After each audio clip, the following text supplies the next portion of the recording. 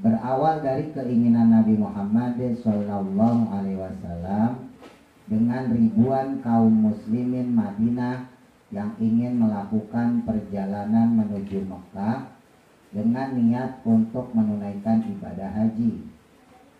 Karena niatnya untuk ibadah, maka hanya beberapa sahabat saja yang membawa senjata. Itu pun bertujuan untuk menjaga rombongan selama di perjalanan, bukan untuk berperang. Sedangkan ribuan sahabat lainnya berangkat hanya dengan perbekalan dan hewan kurban. Namun niat tulus kaum muslimin ini tidak diterima dengan baik oleh kaum kafir Mekah. Ketika hampir mendekati Mekah, mereka dicegah oleh tentara suku Quraisy. Maka untuk menghindari terjadinya peperangan, kaum Quraisy menawarkan perjanjian perdamaian. Kedua belah pihak pun sepakat berdamai di sebuah daerah yang bernama Hudaybiyah. Hudaybiyah terletak 22 km arah barat dari Mekah menuju Jeddah. Nama lain Hudaybiyah adalah Asy-Syumaisi yang diambil dari nama orang yang menggali sumur di Hudaybiyah. Jumlah kaum muslimin yang ikut dalam perjanjian Hudaybiyah sekitar 1.400 orang. Nah, ini saya terangin dulu ya. Jadi perjanjian Hudaybiyah ini nanti cikal bakalnya Fathu Makkah yang kalian tulis di papan 2 tuh.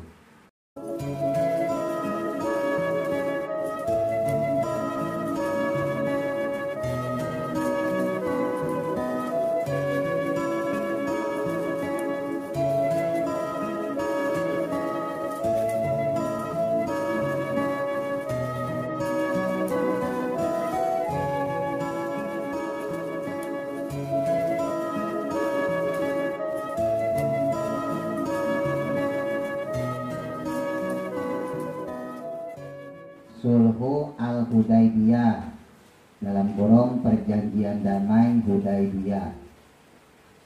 Diperiksa ya, kalau ada yang salah langsung dikoreksi. Pada bulan Zulqa'dah tahun 6 Hijriah 628 Masehi terjadi perjanjian damai antara Nabi Muhammad Sallallahu Alaihi Wasallam dan umat Islam Madinah dengan kaum kafir Mekah. Berawal dari keinginan Nabi Muhammad Shallallahu Alaihi Wasallam dengan ribuan kaum muslimin Madinah yang ingin melakukan perjalanan menuju Mekah dengan niat untuk menunaikan ibadah haji. Karena niatnya untuk ibadah, maka hanya beberapa sahabat saja yang membawa senjata. Itu pun bertujuan untuk menjaga rombongan selama di perjalanan, bukan untuk berperang. Sedangkan ribuan sahabat lainnya berangkat hanya dengan perbekalan dan hewan kurban. Namun niat tulus kaum muslimin ini tidak diterima dengan baik oleh kaum kafir Mekah. Ketika hampir mendekati Mekah, mereka dicegah oleh tentara suku Quraisy. Maka untuk menghindari terjadinya peperangan, kaum Quraisy menawarkan perjanjian perdamaian. Kedua belah pihak pun sepakat berdamai di sebuah daerah yang bernama Hudaybiyah. Hudaybiyah terletak 22 km arah barat dari Mekah menuju Jeddah. Nama lain Hudaybiyah adalah Asy-Syumaisi yang diambil dari nama orang yang menggali sumur di Hudaybiyah. Jumlah kaum muslimin yang ikut dalam perjanjian Hudaybiyah sekitar 1.400 orang. Nah, ini saya terangin dulu ya. Jadi perjanjian Hudaybiyah ini nanti cikal bakalnya Fathu Makkah yang kalian tulis di papan 2 tuh ya. waktu itu belum Pak Ustadz hapus. Nah, jadi Fathu Makkah itu pembebasan kota Mekah. Nah, asal muasalnya itu ketika perjanjian Hudaybiyah, ya, di mana Nabi Muhammad SAW itu niatnya tadi mau pergi haji, ya, tapi sampai di perbatasan kota Mekah dicegat, disangkanya mau perang, disangkanya mau nyerang Mekah, padahal enggak.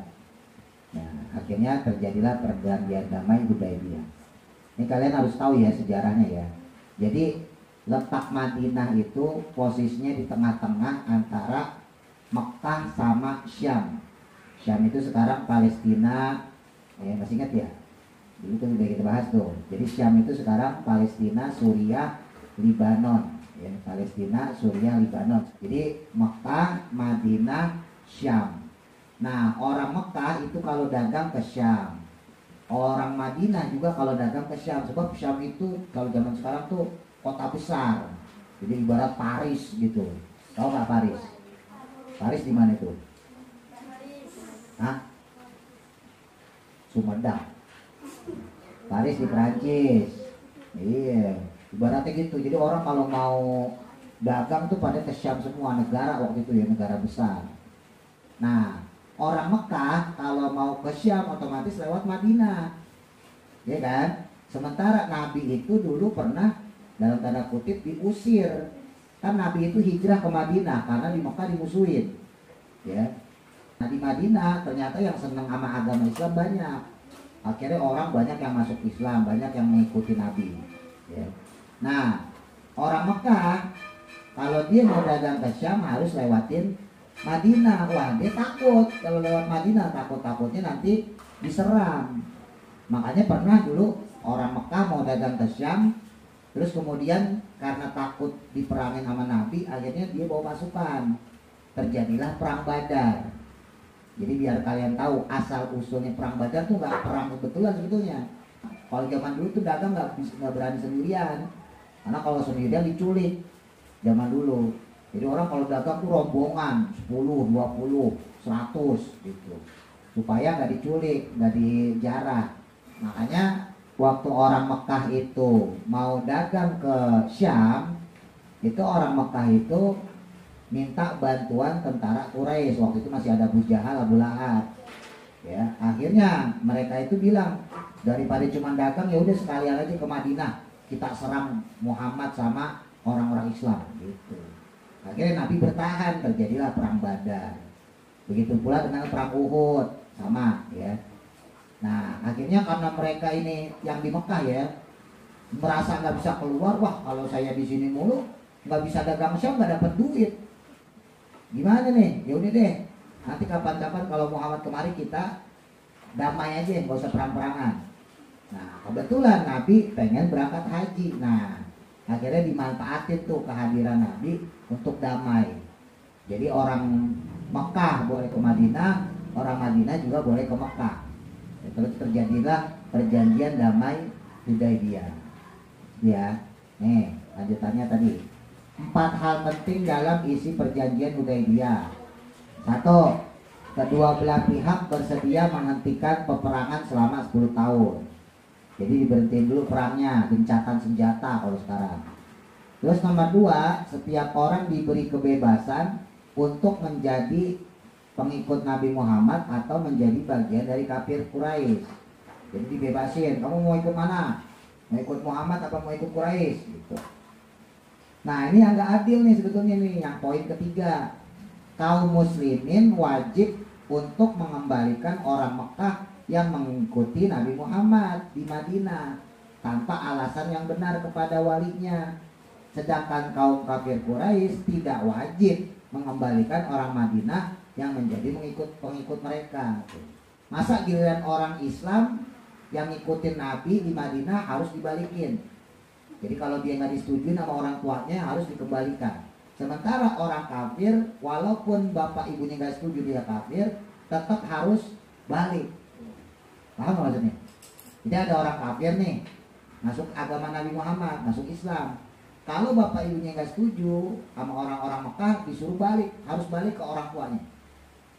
Sementara kalau orang yang kafir, ya, terus dia bapak ibunya Islam, anaknya kafir, walaupun dia ngikut orang kafir nggak perlu dikebalikin ke Nabi Muhammad. Ngerti nggak? Jadi kalau pengikutnya Nabi Muhammad yang Islam walaupun anaknya kafir nggak perlu ikut Nabi Muhammad yang Islam. Tapi kalau orang yang kafir, pengikut yang orang kota Mekah, kalau anaknya Islam kan ikut Nabi Muhammad nih, harus balik lagi ke orang tuanya. Nah, itu curang namanya. Ya, tapi sama Nabi tetap diterima. Nanti ada alasannya di bawah. Terus yang keempat, kunjungan rombongan umat Islam untuk menunaikan ibadah haji ditunda sampai pada tahun berikutnya. Jadi akhirnya Nabi saat itu pas udah jalan tuh ya, udah bawa hewan korban, itu nggak jadi ibadah haji, akhirnya pulang balik lagi. Nah, kenapa? Karena sama orang kafir dicegah, ya udah 3 tahun kemudian kamu balik lagi kemari. Gitu. Tapi nggak nyampe 3 tahun, akhirnya mereka mengkhianati perjanjian mereka sendiri. Nanti ada penjelasannya. Nah, kunjungan paling lama adalah 3 hari tuh. Itu pun di Mekah nggak boleh lama-lama, cuma 3 hari dan tidak diperbolehkan membawa senjata. Oke, nah, lanjutannya sekarang ya. Sempat terjadi penolakan kaum muslimin pada poin ketiga dalam perjanjian Hudaybiyah. Titik. Sebab mereka merasa dirugikan dengan peraturan tersebut. Titik. Namun atas perintah Allah, Nabi Muhammad Sallallahu Alaihi Wasallam tetap menerima tawaran perjanjian damai tersebut dengan alasan ada beberapa keuntungan yang bisa didapatkan umat Islam dari perjanjian tersebut. Dan lagi pula Allah telah memberitahu bahwa orang kafir selalu mengkhianati janji mereka. Titik. Ya, tadi poinnya tuh ya, yang ketiga tuh ya. Masa orang Islam bilang yang masuk Islam suruh balik ke Makkah, dan orang kafir dia tetap di situ. Nah, makanya orang-orang Islam saat itu merasakan rugi ya. Wah, ini curang nih. Tapi kata Nabi udah biarin aja. Toh itu juga menguntungkan kita. Nanti bakal banyak orang yang masuk Islam. Titik bawahnya. Benar saja, sejak terjadinya perjanjian Hudaybiyah, dakwah Islam lebih leluasa dan mengalami perkembangan yang luar biasa. Titik. Puluhan ribu orang masuk Islam, dari orang yang sama sekali belum mengenal Islam sampai orang yang sebelumnya memusuhi Islam. Titik. Bawahnya, hubungan umat Islam Madinah dengan suku-suku lain di luar Madinah pun semakin harmonis. Titik. Harmonis, tau nggak harmonis? Oke, harmonis. Ya. Masa nggak tahu harmonis? Itu yang kayak kue bolu itu loh. Harmonis itu, harmonis tuh baik gitu. Bapak ibu kita tuh nggak pernah berantem, itu namanya rumah tangga yang harmonis. Gitu. Tahu nggak? Harmonis tuh baik. Kalau yang gak baik tuh harmoko. Nah. Tahu nggak harmonis? Apa tadi? Semakin baik. Harmonis tuh baik. Walaupun berbeda tapi tetap akur. Tahu nggak akur? Nggak tahu lagi akur. Akur nggak tahu juga. Akur ya akrab. Oke. Sehingga kesejahteraan umat Islam di Madinah dan sekitarnya pun meningkat. Jadi karena tidak adanya peperangan, maka biaya perang pun diperuntukkan membangun fasilitas dan perkebunan. Jadi lah kalau perang tuh mahal loh, emang dikira perang murah.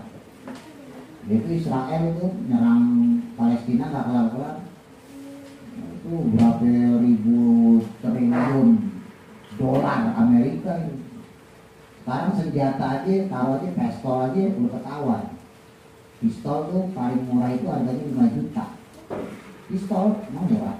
Jadi kalau pistol yang panjang tuh, yang itu harganya bisa 20 juta. Pelurunya 800.000. Satu peluru tuh 800.000, bayangin. Satu pistol tuh isinya 12 atau 10 peluru. Berarti satu pistol yang dor itu 8 juta modalnya, sama pistolnya 5 juta berarti 12 juta, bayangin. Sekarang kalau tentaranya di 100 kayak 8 juta loh. Banyak ya. Itu kalau 100 tentaranya, kalau 1000 ya kan? Belum yang megang ini nggak mungkin megang pistol satu doang. Masa megang pistol satu doang? Nah kalau habis gimana? Ketembak ya kan? Akhirnya dia pegang senjata lagi tuh. Sebenarnya satu orang bisa pegang 3 senjata. Bayangin tuh. Belum tank, ya kan? Masa pistol doang ada tanknya? Belum tank, belum amfibi, belum helikopter, belum pesawat tempur. Makanya perang itu menghabiskan dana. Sama zaman Nabi juga gitu, belum buat pedangnya. Tapi zaman dulu kan belum ada besi kayak sekarang, susah. Belum bikin tameng, belum beli kuda, ya kan? Coba kalau nggak ada perang, tameng perisai, itu kan dari besi. Zaman dulu belum ada yang bisa bikin kayak gitu. Makanya kalau ada yang bisa ya mahal harganya. Bayangin duitnya dibikin buat misalnya nanam padi, ya kan? Bikin nanam pohon, akhirnya bisa sejahtera. Makanya ketika nggak ada perang, ya udah akhirnya dana peperangan dipakai buat mengembangkan atau membangun fasilitas di Madinah, termasuk perkebunan, gitu. Oke, bawahnya. Akhirnya bani-bani atau suku-suku yang menjalin hubungan dengan umat Islam di Madinah semakin meluas sampai keluar Madinah, seperti Syam dan Persia. Syam itu sekarang negara apa tadi? 3 negara tuh, Palestina, Suriah, Libanon, sama sebagian Yordania. Yordania perbatasan doang. Kalau Persia negara apa sekarang? Iya, Persia sekarang negara apa? Zaman dulu Persia, sekarang Iran, Irak. Ingat-ingat dong, harus tahu tuh sejarah loh. Kan di SMP nggak diajarin. 7 diajarin 7. Persia tuh Iran, Irak. Makanya negara yang termasuk tua tuh negara Yunani sama Cina. Karena dari zaman dulu sama, Yunani ya Yunani, Cina ya Cina. Sementara negara yang lain itu pecah. Itu kayak Persia jadi Iran, Irak, Syam jadi apa tadi? Palestina, Suriah, Libanon. Banyak yang pecah, Uni Soviet jadi Rusia, Ukraina, Uzbekistan, Kazakhstan, Turkmenistan, banyak tuh. Jadi kayak Yunani, Cina, India ini termasuk negara besar dari zaman dulu. Ini negara purba. Kalau hewan ada hewan purba, kalau dia negara purba. Jadi bawahnya dari beberapa suku yang ada di sekitar Mekah terdapat Bani Khuza'ah yang ikut bergabung ke pihak umat Islam. Jadi dengan demikian mereka juga mendapat jaminan keamanan dari umat Islam di Madinah. Salam. Ya. Oh ya, apa? Kenapa? Tapi mau pindah. Oh ya. Maaf, saya mau pindah kampung. Terima kasih banyak selama ini. Iya, sama-sama. Sampai bisa semoga ini bermanfaat. Pakai di kampung, ya lebih pintar lagi ngajinya di sana. Terusin, salam Adit ya. Ada Adit, ada. Mami, katanya suruh masuk. Adit, cari ini. Ayo deh. Masih banyak Pak Ustadz. Sama-sama ya, maafin ya kalau banyak salah orang. Kalau satu kabut channel sudah mungkin. Terima kasih banyak Pak Ustadz ya. Ya, sehat semuanya. Amin, amin ya Allah. Terima kasih ya.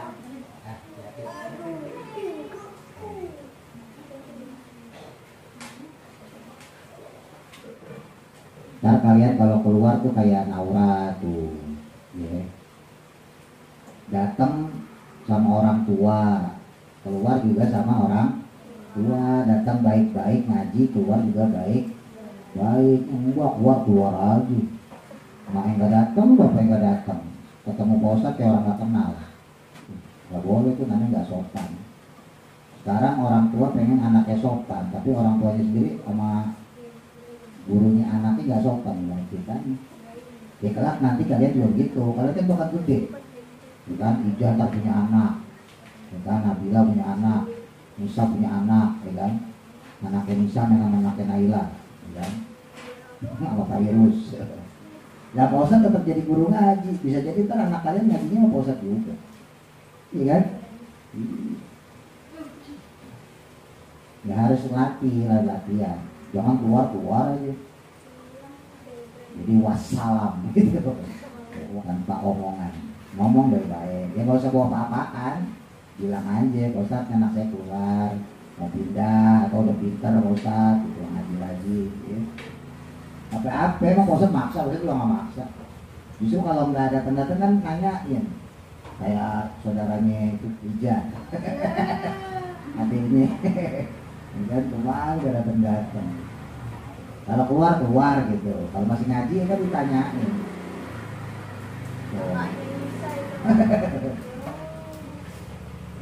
Jadi masuk baik-baik, keluar juga baik-baik lah. Kalau mau berhenti nggak apa-apa Pak Ustadz, anak saya SMP nggak bisa ngaji lagi, sekolahnya padat, berhenti nggak apa-apa. Cuma sayang aja, ntar nggak bisa dapat ijazah ya kan. Untuk saat ini Pak Ustadz ngasih tahu aja yang baru dapat ijazah itu baru sampai Kamanda, Kadea, Adit, sama Iat, baru 4 orang. Belum, Adil tahun depan. Tahun ini sekarang sudah Masa, Jiko, sama Taifa. Itu juga kalau masih ngaji. Kalau tengah-tengah jalan putus. Padahal Pak Ustadz bikin pengajian dari 2010. Sekarang berapa? 2024, 14 tahun. 25 ya? Dia pindah ya? Berarti 15 tahun. 15 tahun baru 4 orang yang sampai selesai. Sampai Arofi. Jadi kita dapat ijazahnya, foto sama Pak Ustadz. Jarang-jarang foto Pak Ustadz. Mengetahui hal ini, Bani Bakar yang masih bergabung dengan kaum kafir Mekah merasa iri. Ditambah selama ini Bani Bakar bermusuhan dengan Bani Khuza'ah.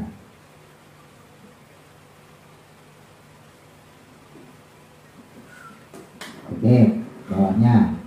Salah satu pemimpin suku mereka, yakni Naufal bin Muawiyah ad-Daili, bersama beberapa orang dari Bani Bakar berniat melampiaskan dendam lama terhadap Bani Khuza'ah. Mereka pun melakukan serangan mendadak pada malam hari, ketika Bani Khuza'ah sedang berada di sumur mata air mereka. Zaman dulu sumur tuh jarang ya, nggak kayak sekarang. Tiap rumah punya sumur, punya pam. Dulu kayak di perang Badar tuh nama sumur. Yang punya namanya Pak Badar, makanya disebut Sumur Badar. Akhirnya karena terjadi perangnya di situ disebut Perang Badar. Sama kayak tadi itu Sumaisi. Jadi Hudaybiyah itu dulu ada orang yang gali sumur, namanya Pak Sumaisi. Nah, makanya Hudaybiyah dikenal juga dengan nama Sumaisi. Ketika Bani Khuza'ah sedang berada di sumur mata air mereka, yakni Al-Watir. Titik PR. 1. Perjanjian Hudaybiyah terjadi pada titik bawahnya berapa tahun sebelum Nabi Muhammad Sallallahu Alaihi Wasallam wafat. Kalian hitung sendiri. 2. Apa yang menyebabkan terjadinya perjanjian Hudaybiyah? Tanda tanya. 3. Mengapa rombongan kaum muslimin yang berangkat ke Madinah tidak membawa senjata? Tanda tanya. 3. 4. Siapakah yang menawarkan perjanjian perdamaian? Tanda tanya. 5. Di mana letak Hudaybiyah sekarang? Tanda tanya. 6. Di manakah letak Syam sekarang? Tanda tanya. 7. Di manakah letak Persia sekarang? Tanda tanya. 8. Poin keberapa dalam perjanjian Hudaybiyah yang dianggap merugikan umat Islam? 9. Tuliskan keuntungan yang didapatkan umat Islam dari perjanjian Hudaybiyah. 3 saja. Terakhir 10. Siapa yang membuat Bani Bakar merasa iri? Dan apa yang dilakukan mereka?